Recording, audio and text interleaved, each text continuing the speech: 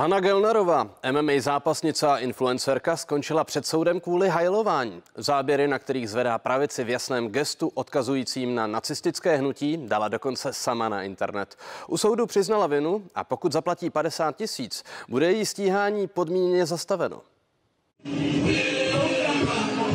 Hana Gelnerová, která si říká krutohánka, je MMA bojovnice a také influencerka. Na sociálních sítích ji sledují 100 000 mladých lidí. Loni ale své fanoušky pořádně pobouřila, když spolu s dalšími lidmi pochodovala po bytě za zvuků vojenského pochodu a zvedala pravici. Následně se musela omlouvat. Dneska to asi poprvé, co mi můžete takhle vidět jako hromadku neštěstí. Nehrej. Ty proč brečíš? Ty si doslova dala nahoru pravačku a ještě ty si to dala na storíčko. A skončila za to před soudem. Vykonávala pohyby, které se daly připodobnit k nacistickému pozdravu a toto video tohoto jednání poté zveřejnila na internetu. A momentálně se k tomu nebudu vyjadřovat, děkuji. Gelnerové hrozil trest od půl roku do 3 let vězení. Hned na začátku jednání ale přiznala vinu a její obhájce navrhl podmínečné zastavení stíhání s tím, že přispěje částkou na konto obětí trestných činů. Soud to přijal. Obžalovaná původně navrhovala, že zaplatí 30 000, soud jí ale tuto částku zvýšil na 50 000 korun a ty musí urychleně zaplatit.